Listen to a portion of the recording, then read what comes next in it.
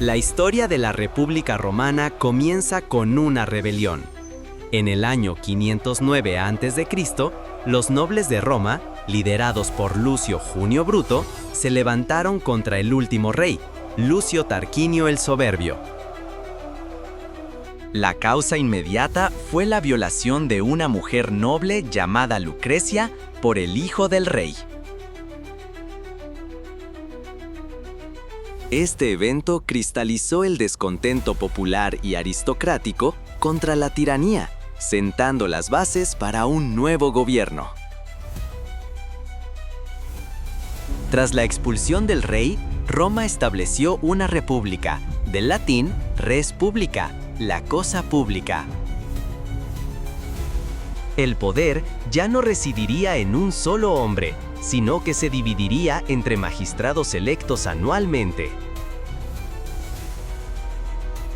Los más importantes eran los dos cónsules, que compartían el poder ejecutivo y el mando militar. Esta dualidad fue diseñada para evitar la concentración de poder y la vuelta a la monarquía. El verdadero centro del poder republicano era el Senado.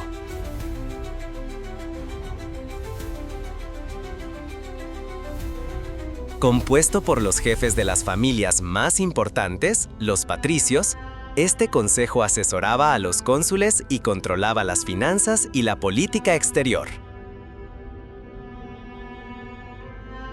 Aunque teóricamente era un órgano consultivo, su prestigio y influencia lo convirtieron en la institución más poderosa y duradera del Estado romano durante siglos. La sociedad romana primitiva estaba dividida en dos clases: los patricios, la aristocracia terrateniente, y los plebeyos, la masa de ciudadanos comunes, artesanos, comerciantes, campesinos. Inicialmente, solo los patricios podían ocupar cargos públicos y religiosos. Esta desigualdad social generó un largo conflicto conocido como el conflicto de los órdenes. En el 494 a.C., hartos de su situación, los plebeyos realizaron la primera huelga de la historia.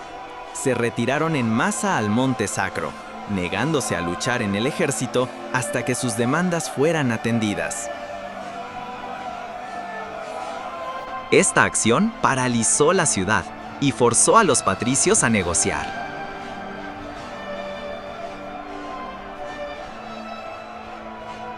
El resultado fue la creación de una nueva magistratura para proteger a los plebeyos.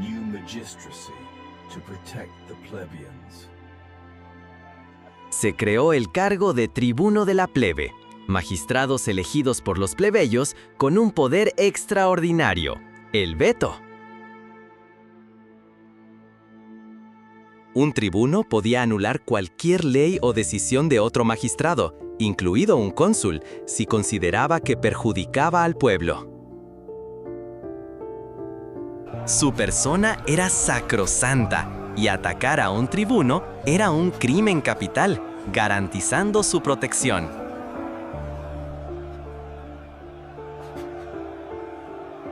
Otra gran victoria plebeya fue la codificación del derecho. Hasta entonces, la ley era controlada y transmitida oralmente por los patricios.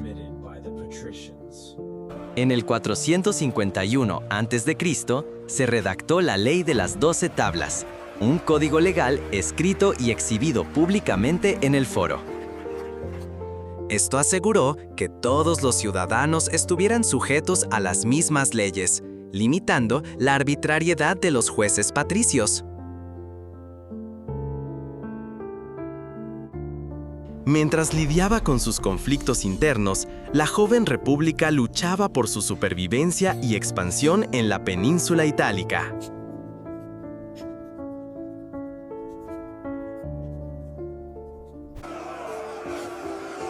Durante sus primeros siglos, Roma estuvo en guerra constante contra sus vecinos, los etruscos al norte, y tribus como los ecuos, volscos y sabinos. Estas guerras forjaron el carácter militarista de la sociedad romana. Una figura que encarnaba el ideal republicano fue Cincinato. En el 458 a.C.,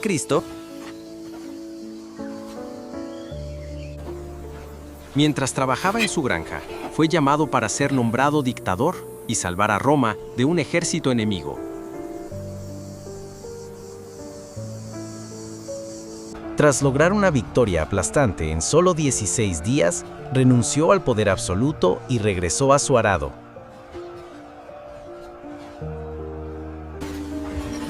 Se convirtió en un símbolo de virtud cívica, servicio y humildad.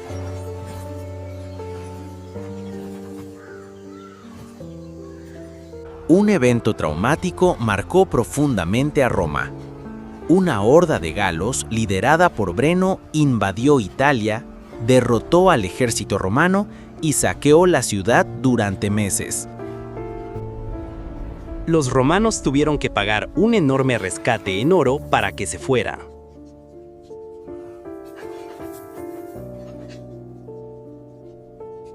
Esta humillación dejó una cicatriz duradera y motivó a Roma a reconstruir sus murallas y reformar su ejército para que nunca volviera a ocurrir. Tras el saqueo galo, Roma no solo se recuperó, sino que se volvió más agresiva. Su poder creciente la llevó a un conflicto con sus antiguos aliados de la Liga Latina.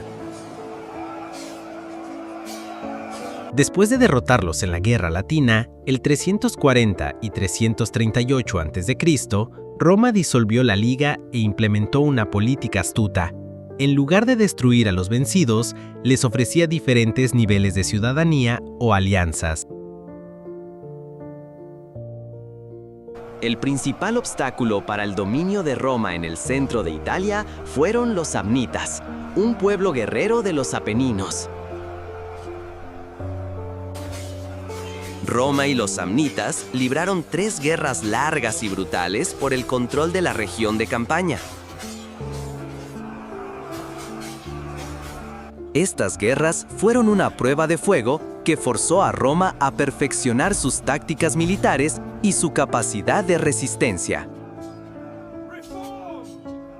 Durante las guerras samnitas, el ejército romano evolucionó. La rígida falange de estilo griego fue reemplazada por la flexible legión manipular. Esta formación permitía a las unidades, manípulos, moverse de forma independiente, adaptándose mejor a terrenos difíciles como las montañas.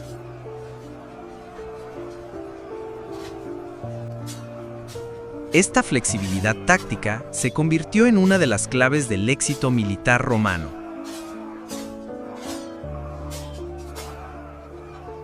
La expansión requería infraestructuras. En el 312 a.C., el censor Apio Claudio el Ciego comenzó la construcción de la Vía Apia, la primera gran calzada romana. Esta maravilla de la ingeniería conectaba Roma con Capua, facilitando el rápido movimiento de tropas y suministros. Fue el inicio de una red de caminos que unificaría el futuro imperio. Con el sur de Italia a su alcance, Roma se encontró con un nuevo tipo de enemigo, un ejército helenístico profesional.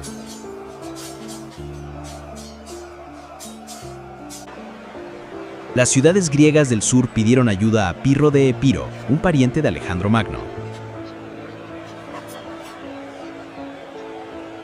Pirro llegó a Italia con elefantes de guerra, un arma que los romanos nunca habían visto, y los derrotó en varias batallas.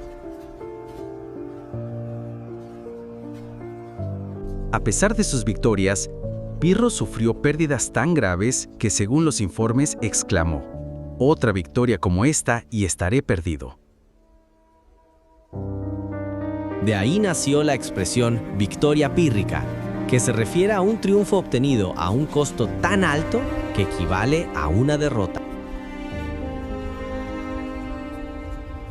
Finalmente, incapaz de sostener la guerra, Pirro se retiró de Italia, dejando el sur bajo el control romano. Hacia el 264 a.C., Roma había completado la conquista de la península itálica, desde el Valle del Po hasta el Estrecho de Messina. Su éxito se debió a una combinación de poder militar, una diplomacia pragmática que creaba redes de alianzas y una formidable capacidad de ingeniería.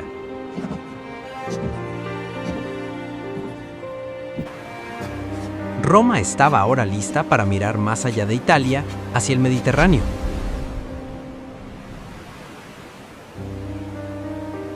El poder dominante en el Mediterráneo occidental era Cartago, una ciudad-estado fenicia en la costa del actual Túnez. Era una potencia naval y comercial con un vasto imperio que se extendía por el norte de África, Cerdeña, Córcega y parte de Sicilia. Un conflicto entre la potencia terrestre, Roma, y la potencia marítima, Cartago, era casi inevitable.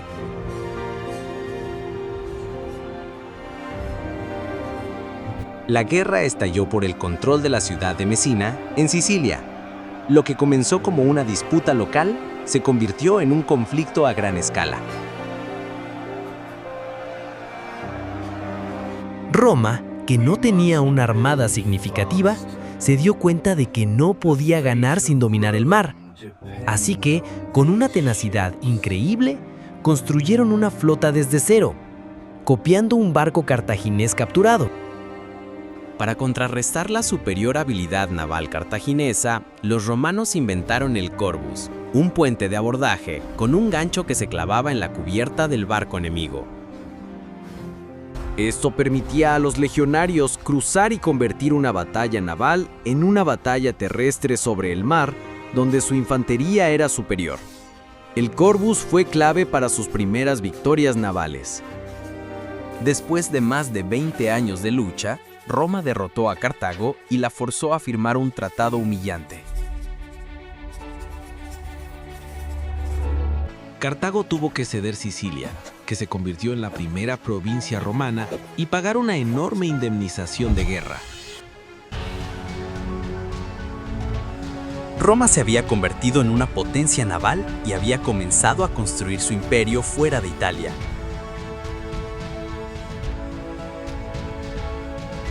La humillación de la derrota alimentó un profundo odio en Cartago, personificado en la familia Barca. El general Aníbal Barca, uno de los mayores genios militares de la historia, juró de niño odio eterno a Roma. Tras consolidar el poder cartaginés en España provocó deliberadamente un nuevo conflicto con Roma.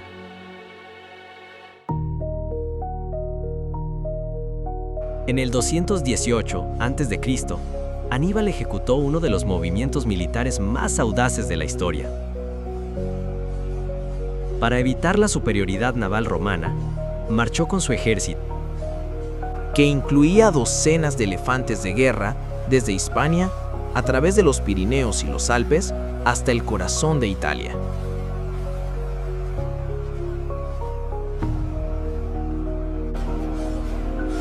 Fue una hazaña logística increíble que sorprendió por completo a los romanos.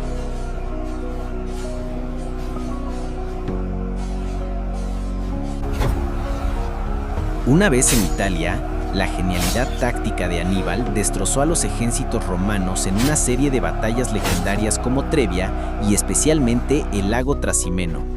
Su obra maestra fue la Batalla de Canas, 216 a.C., donde rodeó y aniquiló a un ejército romano mucho más grande. Canas es estudiada hasta hoy como el ejemplo perfecto de una batalla de aniquilación.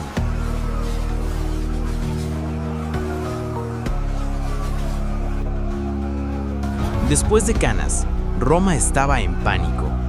Nombraron dictador a Quinta Fabio Máximo, quien adoptó una estrategia de desgaste.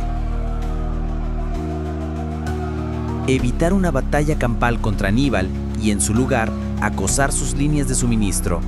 Aunque impopular, esta táctica, conocida como estrategia fabiana, salvó a Roma de la destrucción total al darle tiempo para recuperarse. Mientras Aníbal estaba atrapado en Italia, un joven general romano, Publio Cornelio Escipión, cambió el rumbo de la guerra. Primero, conquistó las bases de Aníbal en Hispania. Luego, en una jugada audaz, convenció al Senado para invadir el norte de África, amenazando directamente a Cartago y forzando a Aníbal a regresar para defender su patria.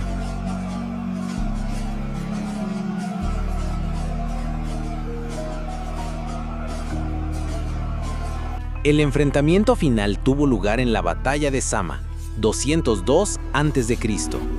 Escipión estudió las tácticas de Aníbal y las usó en su contra, neutralizando a los elefantes y derrotando finalmente al gran general cartaginés.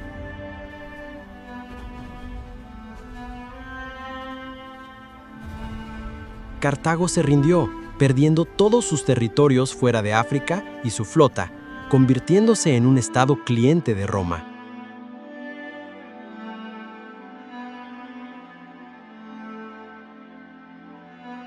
Medio siglo después, aunque Cartago no representaba una amenaza militar real, algunos romanos, liderados por el senador Catón el Viejo, seguían temiendo su resurgimiento.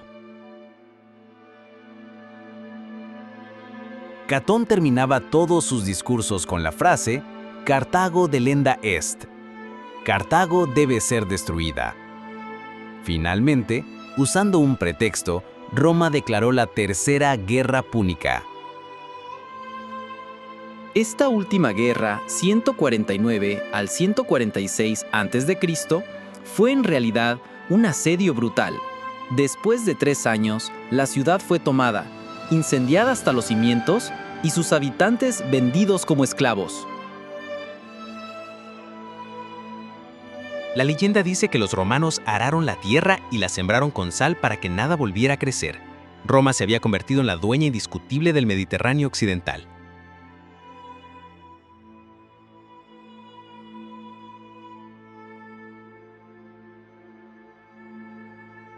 Las conquistas inundaron Roma con una riqueza sin precedentes, pero esta riqueza se distribuyó de manera desigual.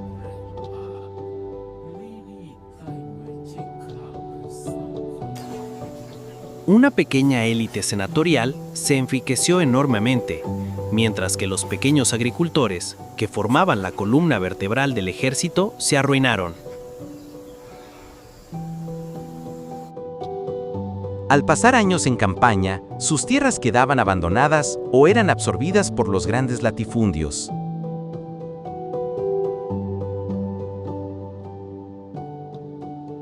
En el 133 a.C., el tribuno Tiberio Graco intentó solucionar este problema con una ley de reforma agraria para redistribuir las tierras públicas, ager publicus, entre los pobres.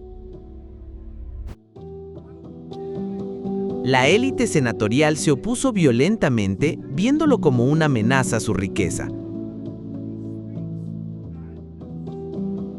La crisis culminó con el asesinato de Tiberio y sus seguidores en el foro, introduciendo la violencia en la política romana.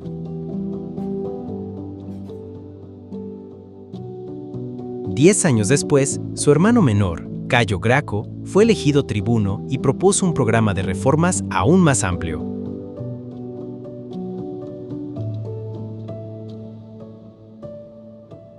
Este incluía la reforma agraria, subsidios al grano para los pobres y la extensión de la ciudadanía a los aliados italianos.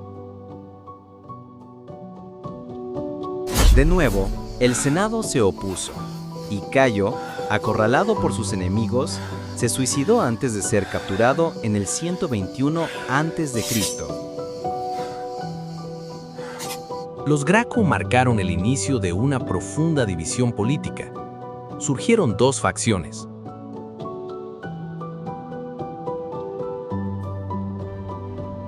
Los optimates, que defendían el poder tradicional del Senado y los intereses de la aristocracia, y los populares del pueblo, políticos que buscaban el apoyo de las asambleas populares para impulsar sus carreras y reformas. La lucha entre ambos dominaría el último siglo de la República. La siguiente gran figura fue Cayo Mario, un homo novus, hombre nuevo, que alcanzó el consulado gracias a sus victorias militares. Enfrentando una escasez de soldados, Mario llevó a cabo una reforma militar crucial. Eliminó el requisito de propiedad para alistarse, permitiendo que los pobres sin tierras se unieran al ejército. Creó un ejército profesional.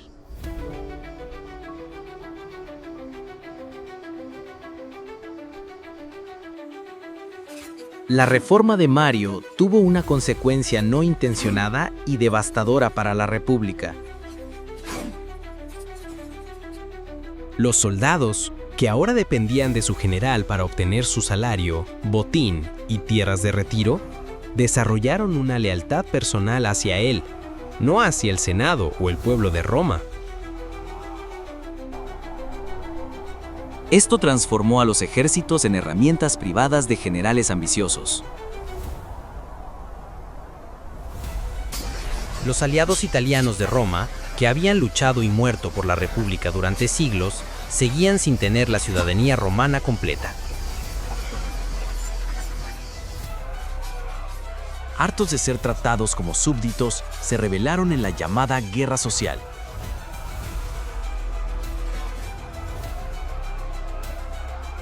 Roma finalmente ganó militarmente, pero se vio obligada a conceder la ciudadanía a casi todos los habitantes de Italia para asegurar la paz. La rivalidad entre el popular Cayo Mario y el optimate Lucio Cornelio Sila estalló cuando el Senado le dio a Sila el mando de una lucrativa guerra en Oriente. Mario, usando la Asamblea Popular, le arrebató el mando.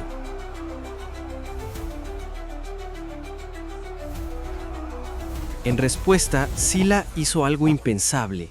Marchó con su ejército sobre la propia Roma.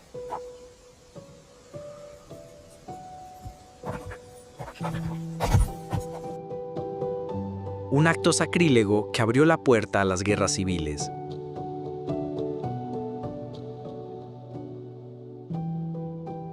Después de derrotar a sus enemigos en una sangrienta guerra civil, Sila se nombró dictador con el objetivo de restaurar la República. Sin embargo, lo hizo de una manera brutal, publicando proscripciones, listas de enemigos políticos que podían ser asesinados legalmente. Para eliminar a sus oponentes y confiscar sus bienes. Su dictadura sentó un precedente terrible para el futuro.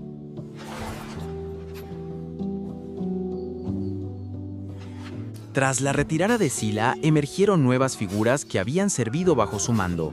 Pompeyo Magno ganó fama luchando en Hispania y eliminando la piratería en el Mediterráneo. Marco Licinio Craso, el hombre más rico de Roma, aplastó la rebelión de esclavos liderada por Espartaco. Ambos ambicionaban el poder y el prestigio máximo.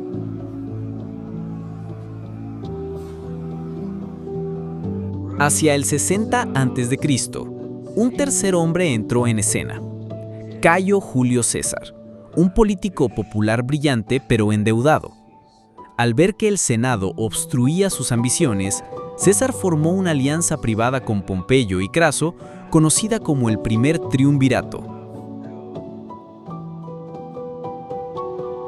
Este pacto informal de poder les permitió controlar la política romana, marginando al Senado.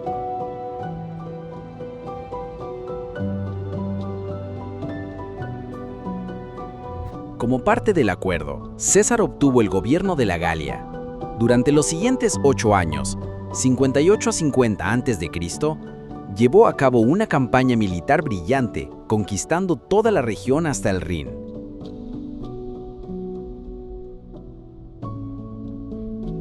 Sus hazañas le proporcionaron una inmensa riqueza, una fama legendaria y, lo más importante, un ejército veterano y fanáticamente leal.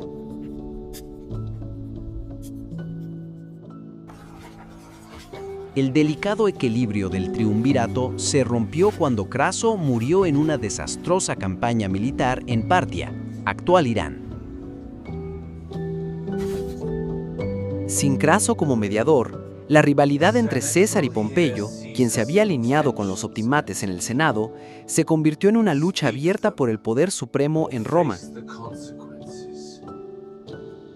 En el 49 a.C., el Senado, instigado por Pompeyo, ordenó a César disolver su ejército y regresar a Roma como ciudadano privado para ser juzgado. César sabía que esto significaría su ruina política y posiblemente su muerte. En su lugar, tomó la decisión fatídica de cruzar con su legión el río Rubicón, la frontera de Italia, pronunciando la famosa frase «Alea jacta est», la suerte está echada. Era una declaración de guerra civil.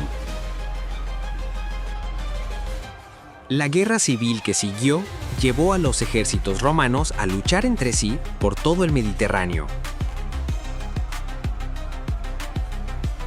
El enfrentamiento decisivo tuvo lugar en la batalla de Farsalia, en Grecia, donde el genio táctico de César le dio una victoria aplastante sobre el ejército más grande de Pompeyo.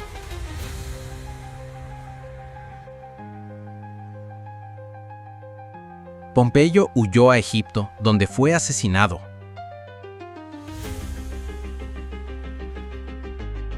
Tras eliminar a los últimos focos de resistencia, César regresó a Roma como el dueño indiscutible del mundo romano.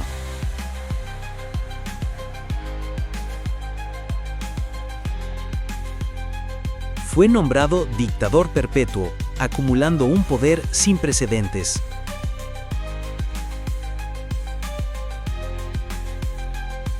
Inició un programa de reformas para aliviar la deuda, reorganizar el calendario juliano, y asentar a sus veteranos, pero su poder absoluto parecía el de un rey. Un grupo de senadores, que se autodenominaban los liberadores y temían que César se coronara rey, conspiraron contra él. Liderados por Marco Junio Bruto y Cayo Casio Longino,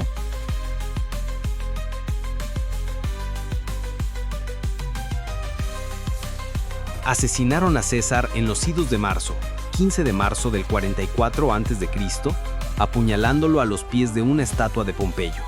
Creían haber restaurado la República. El asesinato de César no salvó a la República, la sumió en un nuevo ciclo de guerras civiles. El poder fue disputado por el leal lugarteniente de César, Marco Antonio,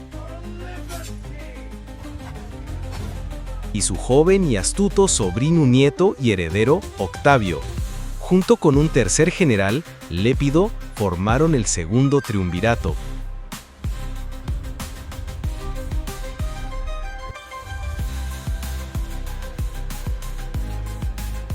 Una dictadura militar legalizada para vengar a César.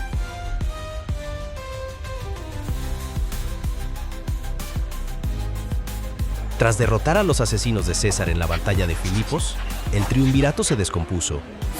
Octavio consolidó su poder en Occidente.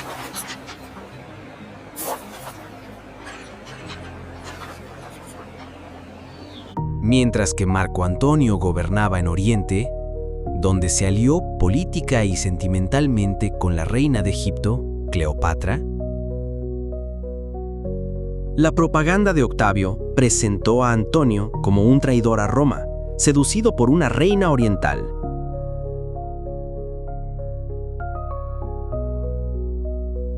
El conflicto final se decidió en una masiva batalla naval en Accio, 31 a.C.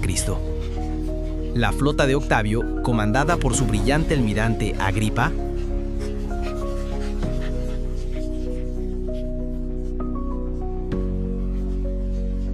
derrotó a las fuerzas combinadas de Antonio y Cleopatra. La pareja huyó a Egipto, donde ambos se suicidarían un año después.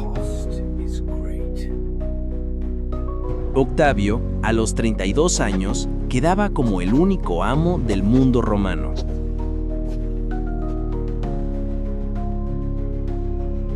Octavio regresó a Roma como el salvador que había puesto fin a un siglo de guerras civiles. De manera muy astuta, no se declaró rey ni dictador.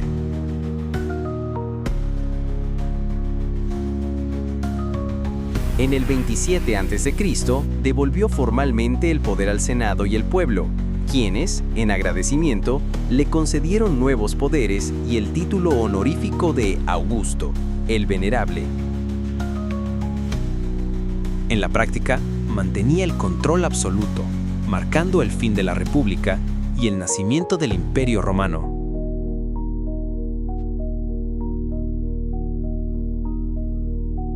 El legado fundamental de la República Romana reside en sus aportaciones al derecho y a la política, que moldearon la civilización occidental. Estableció las bases del derecho civil moderno y un innovador modelo de gobierno con instituciones como el Senado y las magistraturas. Su concepto de res publica, o el bien común gestionado por los ciudadanos, sigue siendo el pilar de los estados contemporáneos.